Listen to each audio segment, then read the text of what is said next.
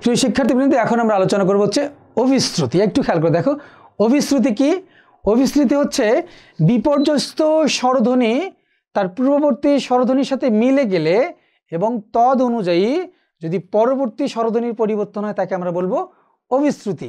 এই অভিশ্রুতিটি মনে রাখার একদমই সহজ কৌশল হচ্ছে তোমাদের সাধু থেকে চলিত হলেই সেটি হবে কি অভিশ্রুতি। যেমন দেখো এখানে মাসুয়া থেকে কি মাউছা, মাউছা থেকে কি মেছো।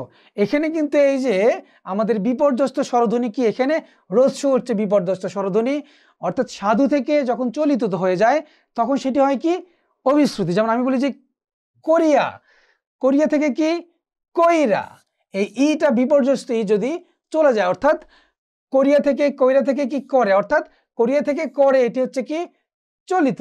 সাধু হচ্ছে কি কোরিয়া, কোরিয়া থেকে চলিত হচ্ছে কি করে, অর্থাৎ সাধু থেকে চলিত হলেই সেটি হবে কি অভিশ্রুতি। এবং এটা খুব মনে রাখা খুবই সহজ তোমাদের, যদি কখনো তোমরা ভুলে যাও মনে রাখবা সাধু থেকে চলিত হলেই সেটি হচ্ছে কি অভিশ্রুতি। এবং এখানেও একই অবস্থা, এটা অপিনীতির পরের যে স্টেপ সেটাই কিন্তু বেসিক্যালি অভিশ্রুতি, অর্থাৎ এখানে বিপর্যস্ত ই বা উ এই দুটার পরিবর্তন হবে অভিশ্রুতির ক্ষেত্রে। তো মনে রাখার সহজ কৌশল হচ্ছে যদি সাধু থেকে চলিত হয় এবং বিপর্যস্ত স্বরধ্বনি অর্থাৎ ই এবং উর পরিবর্তন হয় সেটি হচ্ছে কি অভিশ্রুতি। আচ্ছা, এখন আমরা আলোচনা করব স্বরসঙ্গতি। আচ্ছা, কি বলবো? স্বরসঙ্গতি অর্থাৎ একটি স্বরধ্বনির প্রভাবে যদি অপর স্বরধ্বনির পরিবর্তন ঘটে সেটাকে আমরা বলবো স্বরসঙ্গতি। স্বরসঙ্গতিটা হচ্ছে এরকম, যেমন দেখো আমরা যদি ভালোদের সাথে মিশি তাহলে আমরা কি হই? ভালো হই। আর যদি মন্দদের সাথে মিশি তাহলে কি হয়? মন্দ হই। অর্থাৎ এই যে পারস্পরিক যে মেলামেশা, এই মেলামেশার ফলে আমাদের চারিত্রিক কিছু পরিবর্তন হয়। এই চারিত্রিক পরিবর্তনগুলো হচ্ছে সঙ্গতি মেনে হয়। অর্থাৎ ভালোর সাথে চললে আমরা কি হব? ভালো হব। আর মন্দের সাথে চললে কি হব? মন্দ হব। স্বরসঙ্গতিটা অনেকটা এরকম আর কি। দেখো কৌশল হচ্ছে সহজ কথায় স্বরধ্বনির পরিবর্তন ঘটলে কি হয়? স্বরসঙ্গতি হয়। অর্থাৎ আমরা বলি যে একটির প্রভাবে যদি অপরটির পরিবর্তন হয় সেটি হচ্ছে কি স্বরসঙ্গতি, সেটি হচ্ছে কি স্বরসঙ্গতি। আমরা স্বরসঙ্গতির যে প্রকারভেদ, এই প্রকারভেদটি আলোচনা করলে আমরা কিন্তু ক্লিয়ার করে ফেলবো বিষয়টি। যেমন দেখো স্বরসঙ্গতি কয় প্রকার? স্বরসঙ্গতি হচ্ছে 4 প্রকার। কয় প্রকার? 4 প্রকার। কি কি বাবা একটু খেয়াল করো। প্রগত স্বরসঙ্গতি, পরাগত স্বরসঙ্গতি, মধ্যগত স্বরসঙ্গতি এবং হচ্ছে কি অন্যান্য স্বরসঙ্গতি। কি বলছিলাম? স্বরসঙ্গতি কয় প্রকার? 4 প্রকার। কি কি?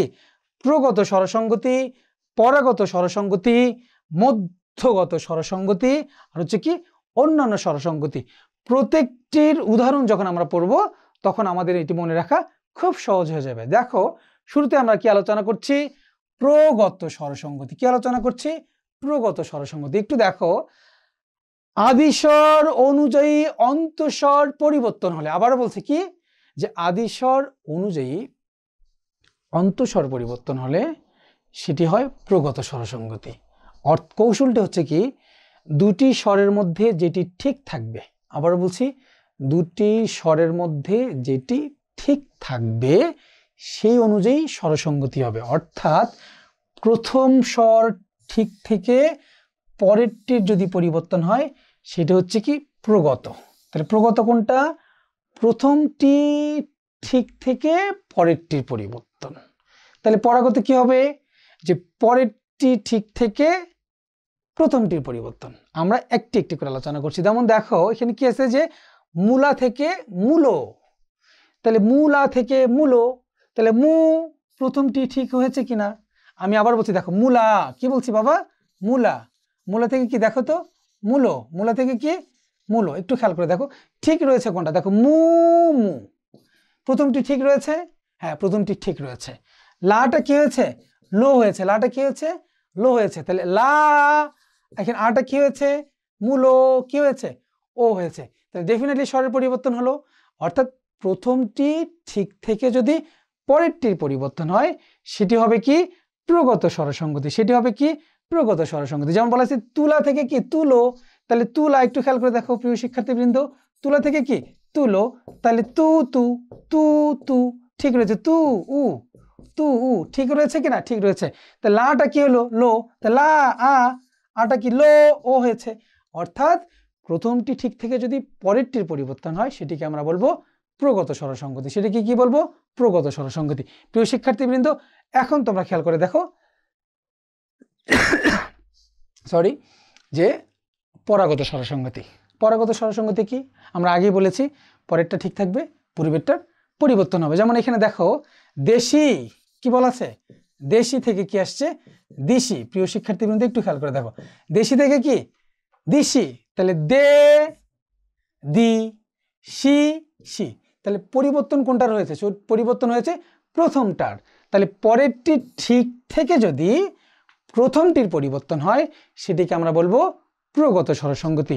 প্রিয় শিক্ষার্থীবৃন্দ, আশা করছি এটিও তোমরা বুঝতে পেরেছো। যেমন আমি যদি বলি যে আখো, আখো, আখো থেকে কি আসছে? এখো। একটু খেয়াল করে দেখো, তাহলে আমাদের খ, ক্ষয়কার, ক্ষয়কার, খো ও, ঠিক আছে। তাহলে এখানে আ, এখানে এ।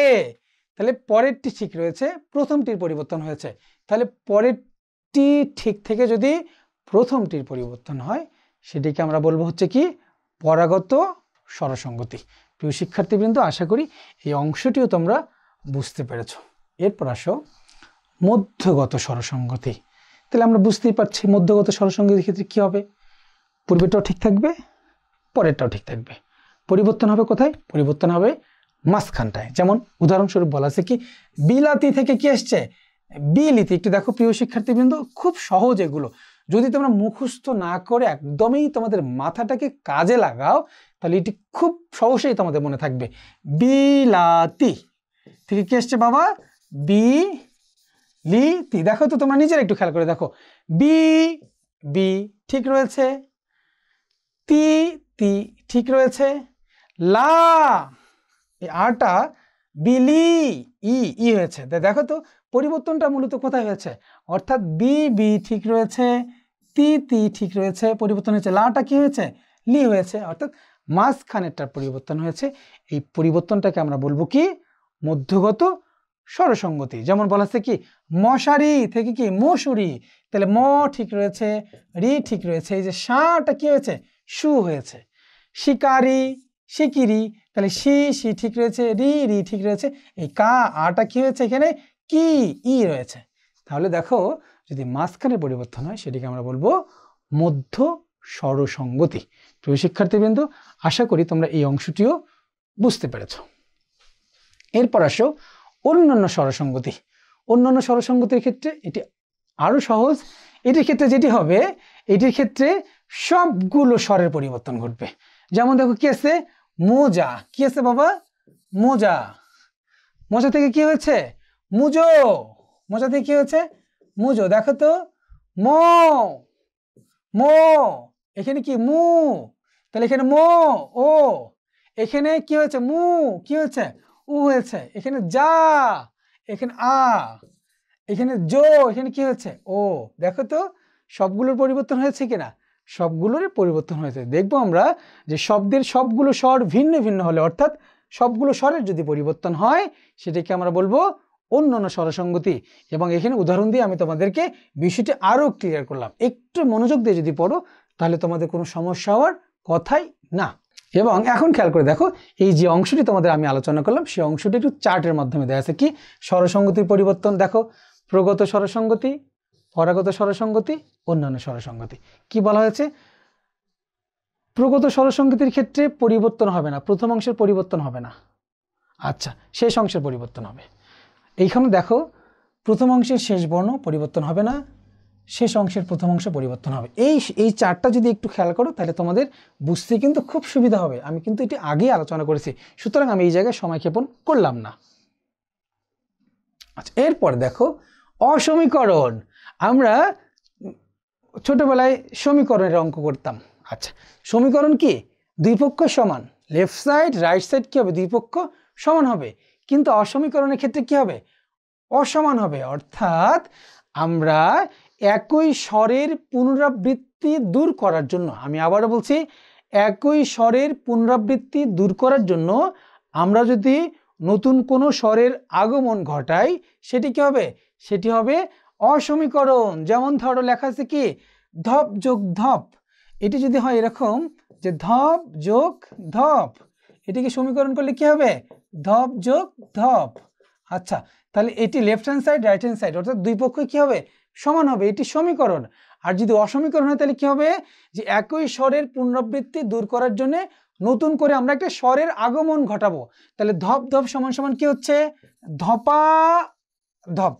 তাহলে এখানে ধপা, নতুন করে একটা আ ধ্বনির আমরা আগমন ঘটাইলাম। টপ টপ, একই স্বরের পুনরাবৃত্তি দূর করার জন্য টপা টপ। তাহলে এখানে একটা নতুন স্বরের আগমন ঘটেছে। অর্থাৎ একই স্বরের পুনরাবৃত্তি দূর করার জন্য নতুন যে স্বরের আগমন, এই আগমনটাকে আমরা বলবো কি? অসমীকরণ। কি বলবো? অসমীকরণ।